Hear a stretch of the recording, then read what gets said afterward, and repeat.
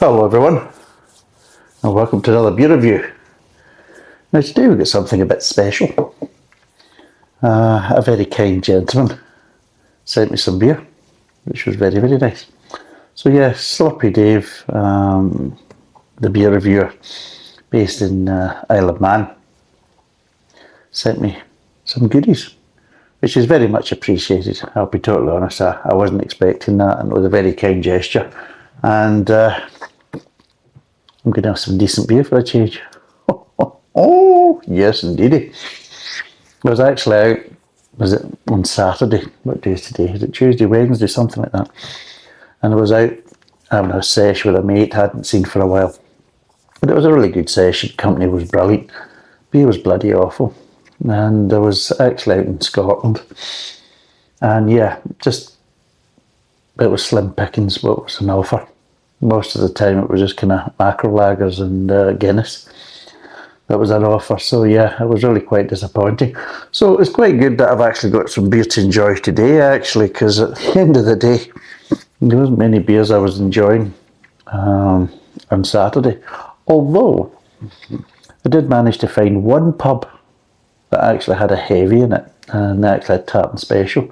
So I made sure I got a pint of that, but because we were kind of pub crawling and we're just going from one pub to the next, and we were just having one and then moving on, and I never got a chance to get any more, unfortunately. So there you go.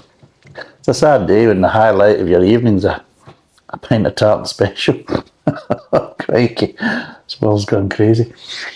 Right, so he sent us two beers. So today we're going to be doing a stout. So he sent us Bushy's Isle of Man Oyster Stout.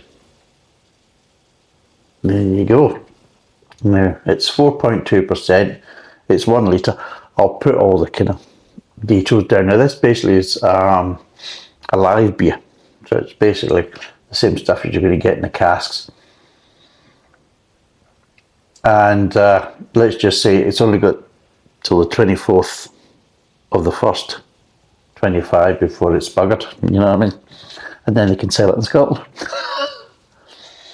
Anyway, what does it say? A delicious classic style of stout championed by Castletown Brewery, which we revived over 25 years ago.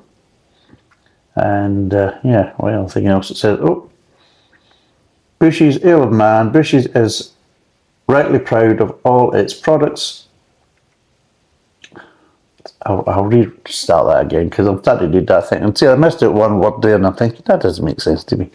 I'll try again.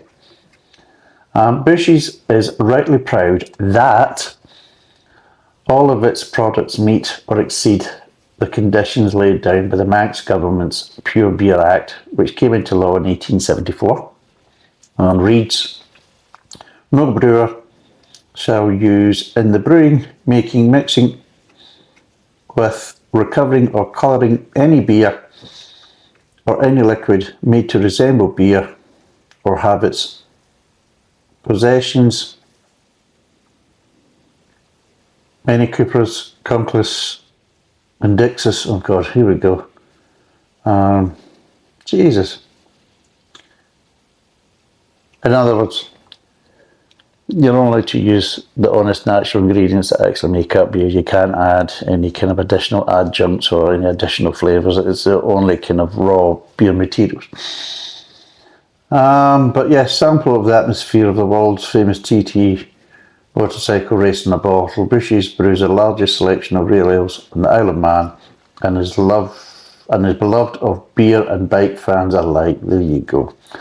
But yeah, yeah, it's brewed to an ancient Manx recipe using real oysters. Now, I don't know if anybody, well, I've had a few oyster stouts in the past. I haven't had one for a very, very long time. But if you don't know what they are, well, first of all, oyster stouts isn't really a stout in its own kind of category. It's actually classed as a sweet stout. So oyster stouts come under the same kind of category as milk stouts and cream stouts. Now the thing about the oyster thing was, though, there's a few different things associated between stouts and oysters. One of the major things was it was a very popular kind of snack, or very popular to go with stout, was to actually eat oysters, especially because of course stouts and porters and all that were very popular around about kind of the docks and things like that in London and other big cities and things like that. But what they used to do was, this was in the kind of 1900s, when basically beer manufacturing really started to go on a more kind of industrial scale, and they wanted to clarify the beer quicker, so they could get out the door after conditioning. And what they used to use a few different kind of things to try and do that, and oysters was one of them. They used to use oysters or oyster shells depending on where they were, and what was the whole idea was to try and weigh down all the kind of particles and try and get them to sink down to the bottom, so they could then basically top siphon and get the beer out and everything else. And so that's why you get oyster stouts. And they also used to use fish bladders, and they used to use isinglass as well, which was a kind of a collagen that they used to get from dried fish bladders as well. They used to extract that, they used to put that as a kind of film to again sink down to the bottom and drag all the kind of particles down. So it wasn't really used to kind of initially add flavour. It was really used to kind of obviously help with the kind of the filtering process basically, and help to kind of clear the beer quicker, so they could basically start getting it out and getting it served. But nowadays, especially in the 20th century, obviously with other things and other kind of processes, they didn't need to use oysters or all these other kind of older kind of ancient processes. What they used to do was to keep the recipes going, but add the oysters for flavour and to give a kind of depth of flavour to the stouts, and that's why oyster kind of stouts.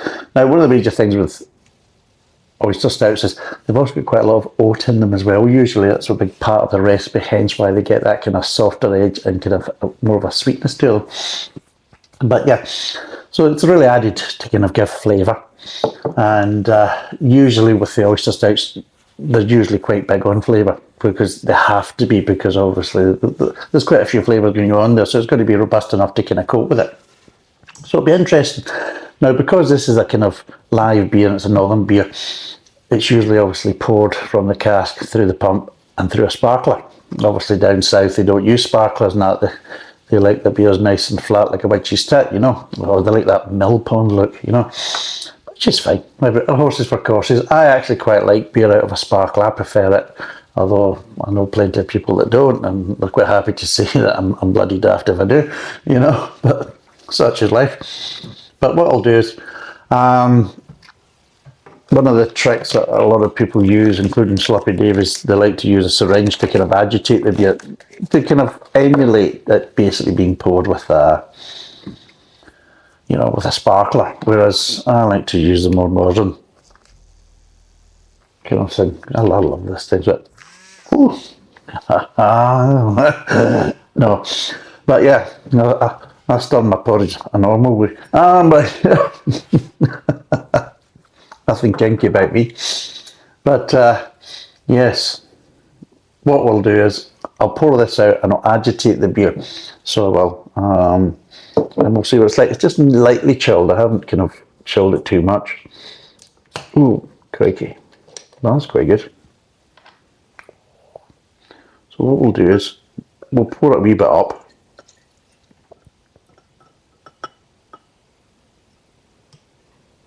That's enough. Agitate it.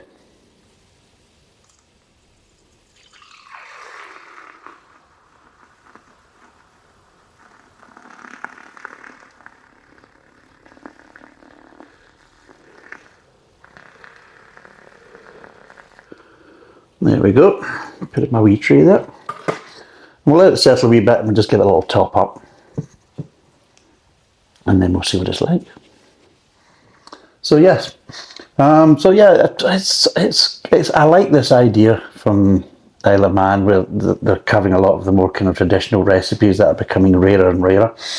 And I can't even remember the last time. I think I'm trying to remember the last Oyster Stout that I seen. It was just in a bottle. So it was just in a glass bottle. I'm trying to remember what it was. Some tells me it was definitely the north of England. So what we'll do is we'll give this a wee top up. He also kind of gave me, as well as 2 nice beers to try. He also gave us a nice glass as well, which again very much appreciated. And some of the beer mats from, which is quite interesting because they're actually reusing some. I had to wipe down this table, it was ridiculous, the stains on it, you know what I mean? And then there was drops of beer there as well. But yeah, so he's got like Bushies and Cannons, Vocals, and all this type of stuff. So yeah, Odins. So yeah. So I actually use some of them, actually saves me kind of staying in my wood. But yeah, as you can see, it looks quite nice now, doesn't it? Now, what does it smell of? Oh, geez. Oh, yeah. I'm getting a nice kind of molasses, but a slightly kind of crystallized sugar as well. You know when you get that kind of Belgian crystallized sugar? And yeah, just slightly burnt kind of sugar kind of smell. Just slightly burnt crystalline sugar. And a nice molasses smell as well. But really kind of rich. It does smell really rich and enticing. Oh, I've not smelled that smell for a long, long time in a beer. But yeah, very nice. Right. So we'll see what it tastes like. Cheers. Cheers, Dave.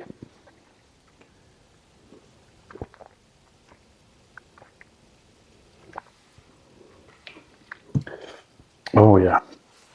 Oh yeah. Woohoo.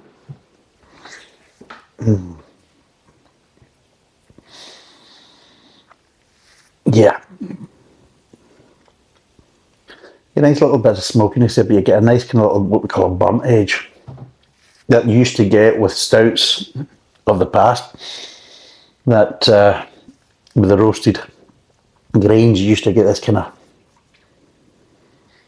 slightly kind of burnt toasty kind of feel to it, but in a nice way, not like a bad way.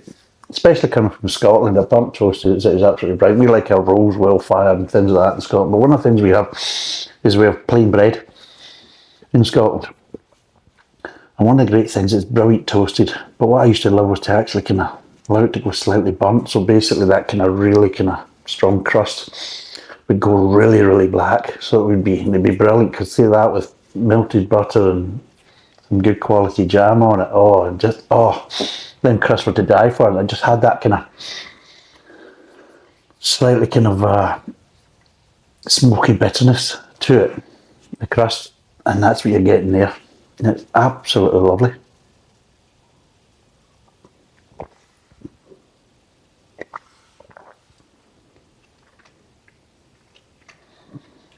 Some little, maybe light coffee tones. Again, it's not really getting so much chocolatey, which is one of the things you get a lot with stouts nowadays. And I think that's because you really should be getting more chocolatey flavours with porters, because you really should be getting that from the malts, whereas stouts should really be roasted grains rather than roasted malts. But what I have noticed is there's been a kind of a crossover that's been happening over the years. And that's probably one of the things is with kind of Guinness and a lot of these nitro stouts, is the reason why they're so kind of easy drinking now and everything else and slightly lacking flavour, and that is because they don't really have the bitterness anymore. They don't have that kind of edge to them. And one of the reasons is because they don't really have the amount of roasted grains that they really should have. They've dialed that back and replaced them with kind of roasted malts. So it helps to kind of mellow some of them back end kind of flavours and bitterness. And it was quite interesting because I did basically give a can of Hawkstone Black to my mate on Saturday, who that's all he drinks is Guinness. So he tried that and he thought that was off. One, it was too strong, and two, he didn't like that kind of hoppy bitterness at the back end. He just thought it feels like an IPA the way it tastes at the back end, is what he actually said. And this is the thing. They're not really used to getting the bitterness now. And it just seems to be that Guinness is closer to a slightly kind of lighter porter with a textured kind of edge to it with a nitropor. And that's what they're kind of used to now. They can't really cope with strong, robust flavours that you would get in a more traditional ale like this. This is lovely, by the way, it really is.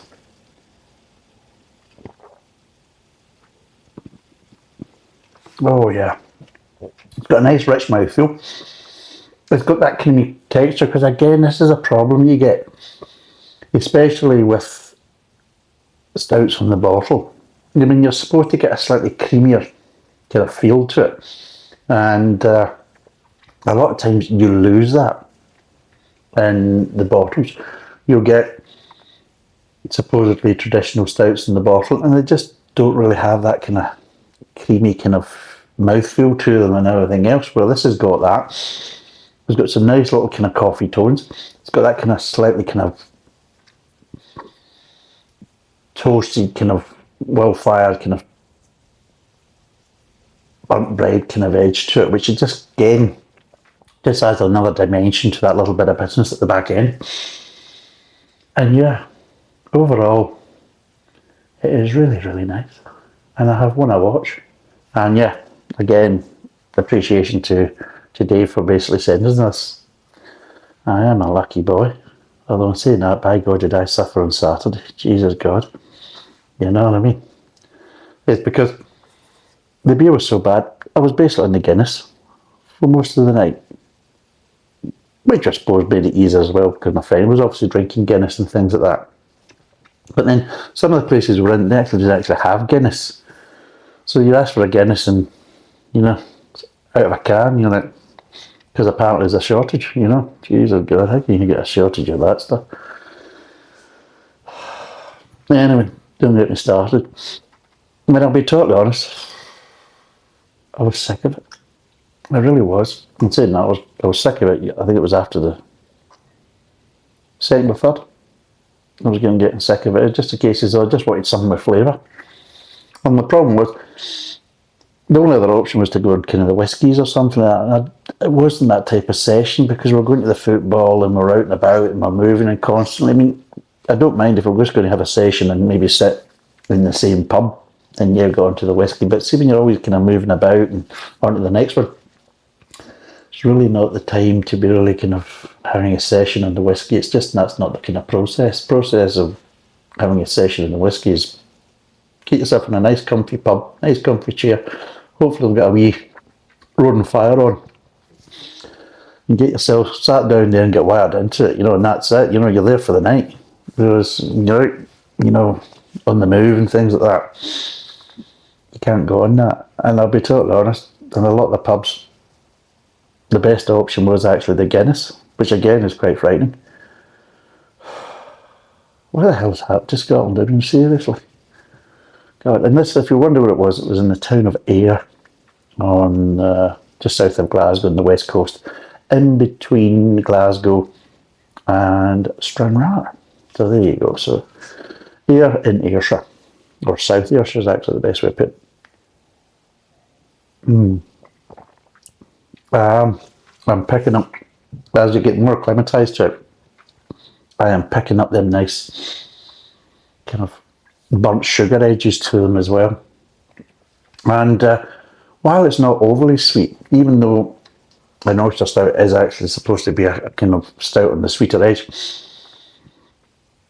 it does have a sweetness, but it has that kind of, like I say, it has that kind of slightly kind of crystallised kind of edge to it, a slightly burnt edge to it, which probably might sound, when I'm describing this, as not being actually very nice, but it's not. It's actually really nice. And if you've ever had crystallised sugar, if you've ever sucked on it, it's kind of, there's a sweetness there, but there's also a kind of slight bitterness edge to it, which actually makes it quite moreish. And this is what this has got. And yeah, it proves, it smells how it tastes, and it's just, everything is connected.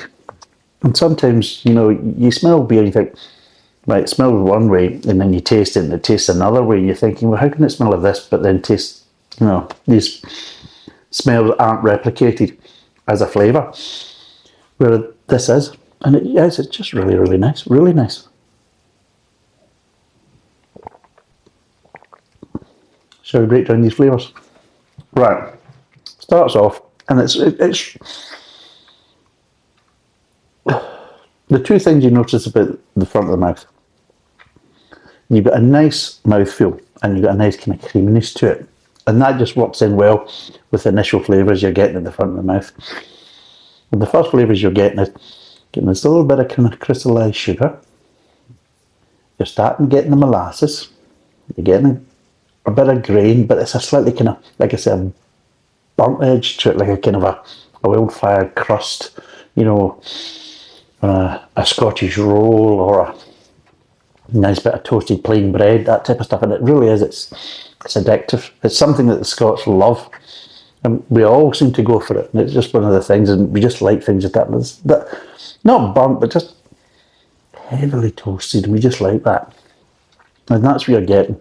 And then you're getting this little bit of sweetness. That little bit of sweetness connects with that kind of slightly kind of crystallised kind of sugar edge, as well as the molasses, which again is providing its little bit of bitterness, which again connects it to the little bit of kind of bitter edge to the kind of grain, and a little bit of smokiness you get from the grain. So you've got all these flavours, and they all just seem to be have something that's connected them all together, which kind of just makes it very, very cohesive.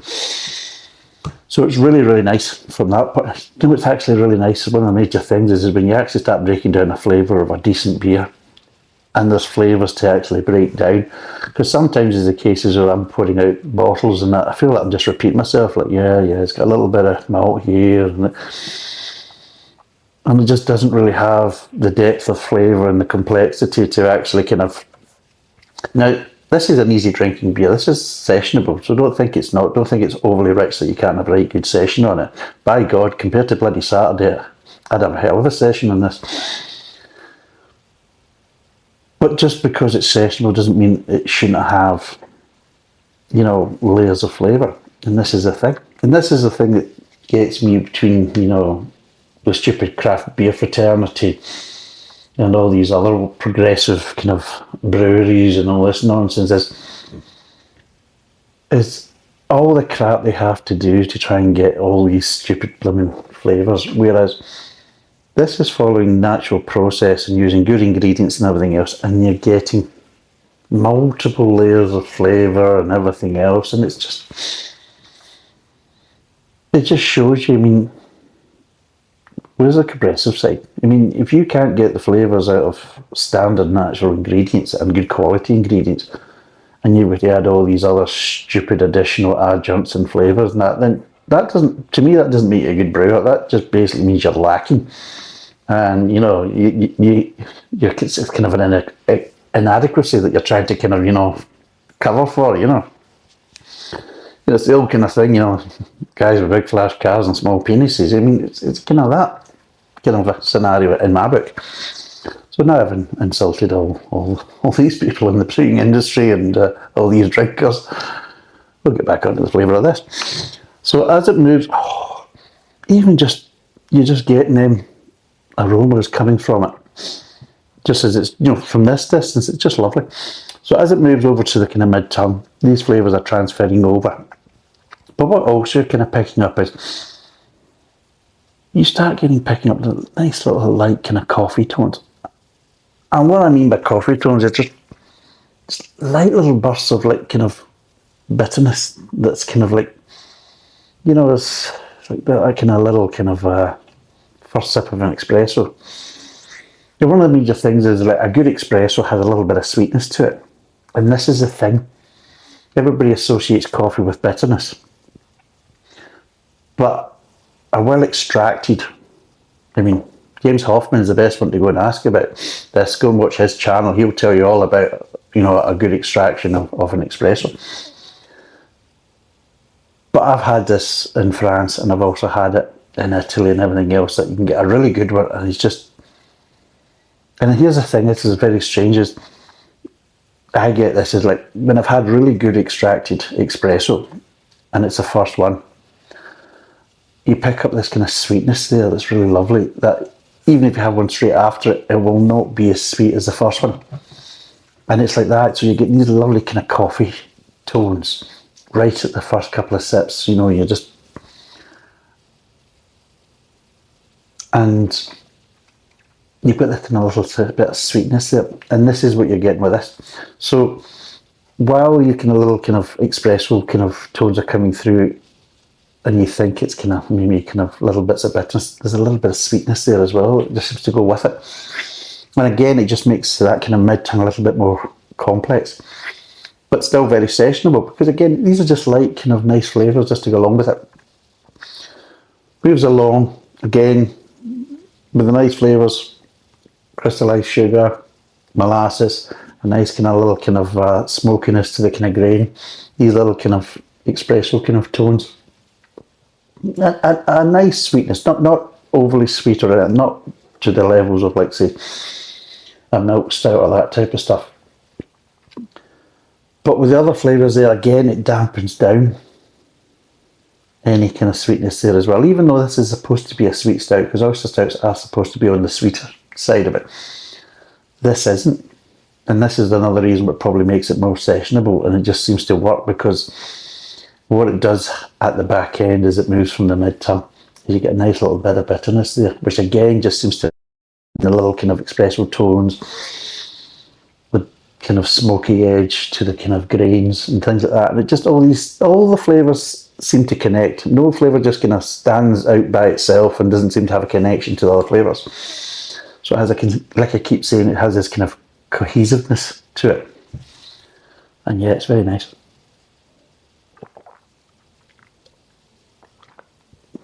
Oh yeah. Oh God. Oh, I could wire into this all night, so I could. Could have wired onto that and bloody started. I can't believe that night in the bloody Guinness, by the way. And then, of course, the next day, you know, you're on the Kazi and that type of stuff, and you're just drawing treacle, you know what I mean? You think, seriously, for God's sake, what's the pleasure of this, you know? Anyway, so, what would I give this out of 10? Now, it being a live beer, which is actually quite nice. Now, they do quite a few different things of being able to get kind of live beer in the bottles and things like this, which is quite good. They used to do that in the UK with some of the breweries and some of the pubs as well. I mean, you used to be able to go to the pub and take your growler with you. Those were the days. And be able to get it topped up and things like that. That you used to be able to get, well, we used to be plastic ones and things like that, but you also used to be able to get stainless steel ones and things like that. And that's what I used to also like in Russia when I was living there, is whichever pub you're sitting and drinking in and things like that, you could go up to the bar and just say, right, kind of 2 litres of this beer to take away with you. And yeah, they would fill it straight up from the tap and it'd be great, off you go. And you can have, you know, as many litres as you want, which was the great thing was, if you're enjoying a nice beer in the pub, it means you could go back, and if some of your friends are maybe coming back to your bit and things like that, then yeah, you can actually go back and actually continue drinking the same beer as you were in the pub. And there's just that kind of continuity and everything else just used to be kind of great. There's none worse than if you're drinking nice beers in the pub, and then you go back home, and then you're cracking open bottles which just are lacking. And that kind of, I used to annoy me. And I liked that. Also, I used to like as well is in some of the shopping centres, you know, kind of shopping malls in Russia, as well as supermarkets as well. You'd actually have a little kind of kiosk inside the supermarket, or actually inside near the kind of food hall, where you could actually go up there and yeah, you could get yourself a glass of good quality beer, but they'd have so many taps on, and then they'd give you little tasters, and you think, oh fine, I'll have so many litres of that one and so many, it's brilliant. And you can just take it home. Same in the supermarket, and it was just brilliant. I mean, it was never a chore going food shop and going to the supermarket in Russia, you know. I'll just go and see. I'll get the water here now. Just get over near the kind of drinks area. Yeah, you get the chicken now. And that mean, she'll not see me till the till. You know, and then it'll be a case as though, you want to drive back? You know, but yeah. Again, another thing that's kind of died in the UK, whereas the cases, the pubs don't do. I mean, there's some breweries that still do filling up growlers and things like this that you can go and get from straight from the cask and things like that. But the pubs just don't do it anymore. The pubs used to do it, and it used to be great because you could always get some. I mean, it was also a help to pubs because near the end and all that, time not. They were filling up basically growlers and things like that so people could take home, when the pub was shut, and it was a case as though the pub was selling more beer, it was going through more beer and everything else and that. But yeah, it's just one of these things. It's too much hassle now and everything else, so they just don't bother. So it's nice to see some of these traditions are still obviously on the go. The Isle of Man. I mean, it's daft. It's just daft. It's a case of things change, and most of the time right now, it's not seems to be for the better. It seems to be for the worse. But yeah, out of 10, what would I give this?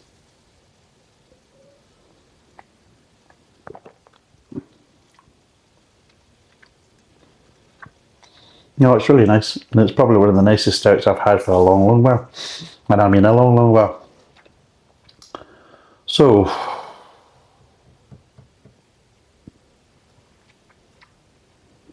it's a hard one actually, because right now it's a case I'm toying between 9, 9.5 and 10. I mean, it really is. From that point of view, it's a lovely stout. And, well, I'm trying to remember what it cost.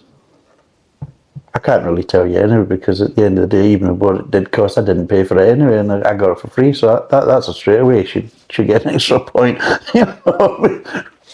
But flavour wise, it really is. It's just that nice, kind of fresh, refreshing flavour of good quality ingredients in a fresh live beer.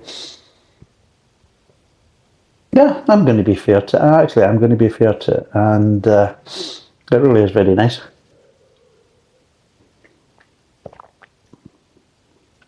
No, it really is very nice.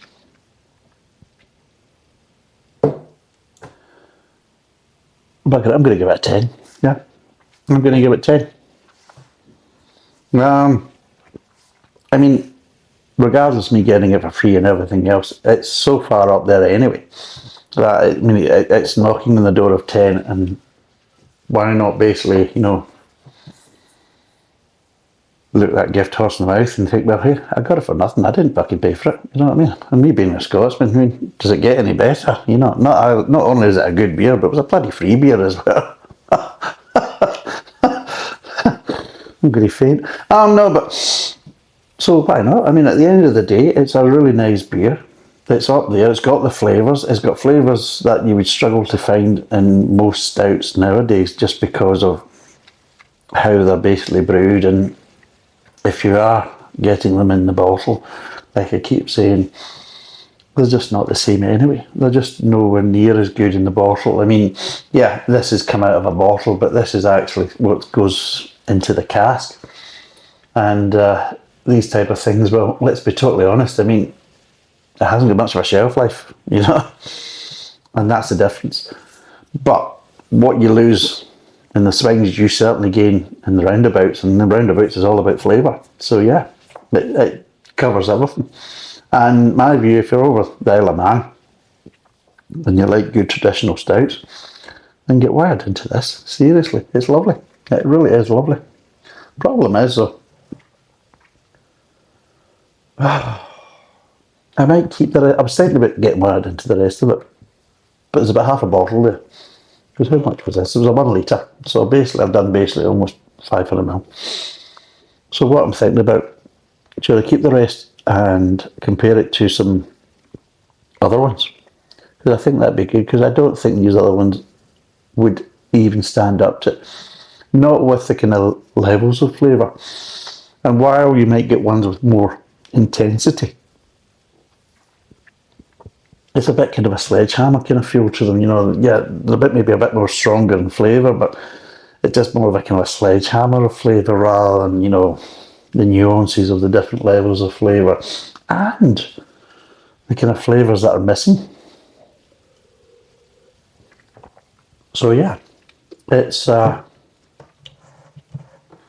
Bushy's Ale of Man Oyster Stout. It's a 1 litre bottle. It's 4.2%. It's an easy 10 out of 10. It really is absolutely delicious. Thanks for watching. Cheers and bye for now.